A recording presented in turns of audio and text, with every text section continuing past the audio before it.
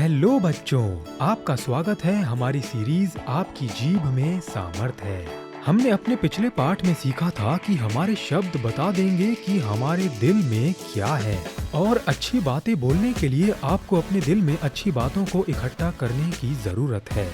हमारा पिछले सप्ताह का बाइबल मेमोरी वर्स बताता है, भला मनुष्य अपने मन के भले भंडार से भली बातें निकालता है और बुरा मनुष्य अपने मन के बुरे भंडार से बुरी बातें निकालता है, क्योंकि जो मन में भरा है वही उसके मुंह पर आता है।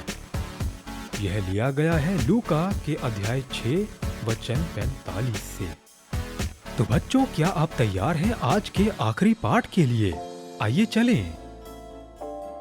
हेलो बच्चों, क्या आप में से कोई इन शब्दों को इंग्लिश में अनुवाद कर सकता है? तारिमा कासी, सीएसए, अरिगातो, ग्रासियास। क्या आप सही से कर पाए? हाँ, इन सब का इंग्लिश में मतलब है धन्यवाद। और धन्यवाद के बारे में बात करते हुए ये मुझे हमारे बाइबल मेमोरी वर्स के बारे में याद दिलाता है, जो लिया गया है पहला थिस्सलुनीकियों 5:18 से।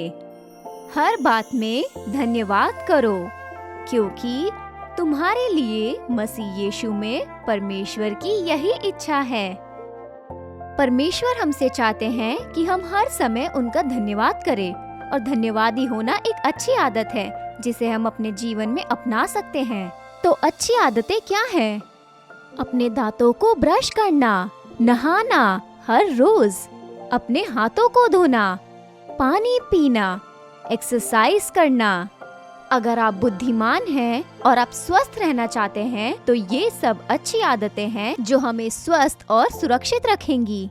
इसके अलावा हमारे मम्मी पापा भी हमें कुछ अच्छी आदतों के बारे में सिखाते हैं जो हमें विनम्र और दयालु बनाती हैं। वे हमें सिखाती हैं क्या मैं और प्लीज जब हम किसी से कुछ चीज मांगते हैं, और सिखाते हैं धन्यवाद बोलना जब कोई हमें कुछ चीज देता है या हमारे लिए कुछ अच्छा करता है। धन्यवाद कहना एक बहुत ही महत्वपूर्ण आदत है। धन्यवादी होना विश्वासी होने का एक महत्वपूर्ण हिस्सा है। परमेश्वर चाहते हैं कि हम हर समय धन्यवादी रहें जब हम प्रार्थना करते हैं। परमेश्वर चाहते हैं कि हम अपनी आशीषों को गिने और उन सब के लिए परमेश्वर की महिमा करें। और परमेश्वर हमसे चाहते हैं कि उन लोगों के प्रति आभार प्रकट करें जो हर दिन हमारे लिए छोटे या बड़े काम करते हैं। परमेश्वर चाहते हैं कि हम अपनी इच्छा से उन्हें और दूसरों से हमें मिलने वाले सभी आशीषों के लिए धन्यवाद दें। तो क्या हम सब एक साथ आज का बाइबल मेमोरी वर्स मेरे 3 बोलने पर कहेंगे? आप तैयार हैं? 1, 2, 3। हर बात में धन्यवाद करें, क्योंकि तुम्हारे लिए मसीह यीशु में परमेश्वर की यही इच्छा है। यह लिया गया है पहला थिस्सलुनीकियों 5:18 से। धन्यवाद कहना बहुत जरूरी है, इसलिए हमेशा याद रखें धन्यवाद देना।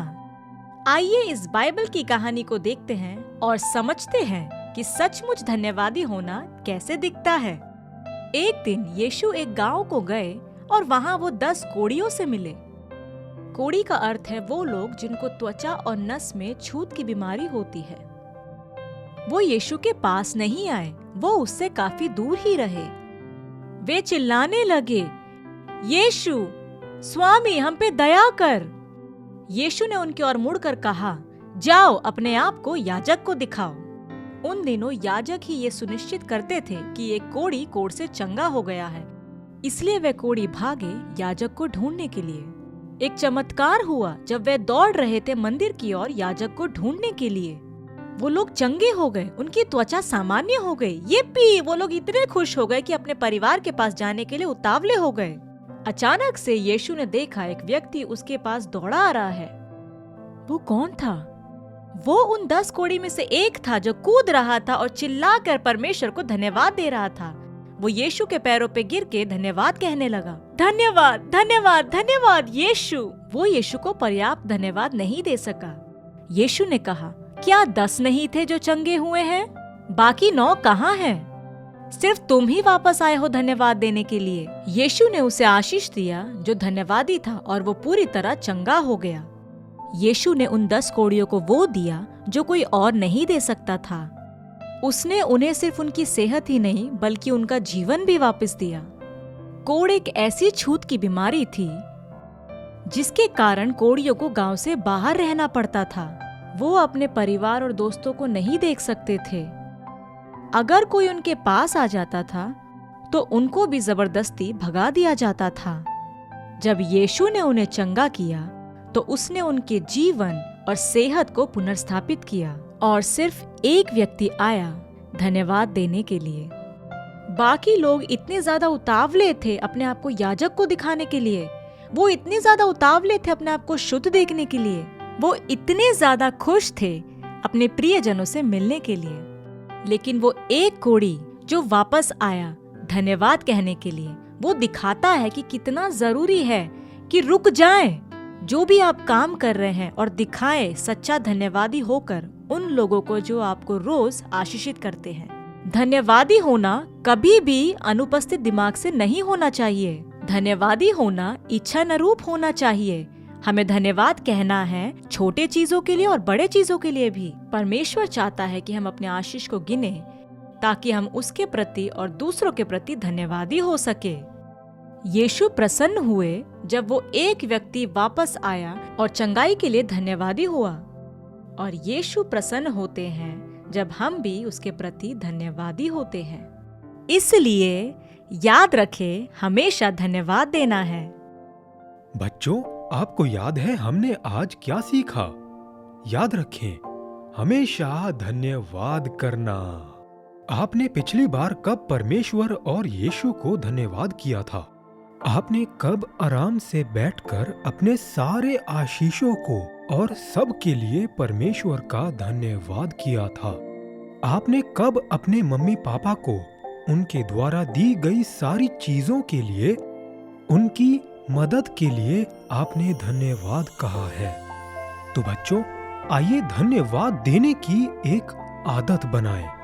अपने दिल से दूसरों को धन्यवाद कहें। इस सप्ताह आप दूसरों को धन्यवाद देने की आदत बनाएं। मैं चाहता हूं कि आप एक धन्यवाद जार बनाएं। इस तरह से, इसके लिए आपको क्या चाहिए?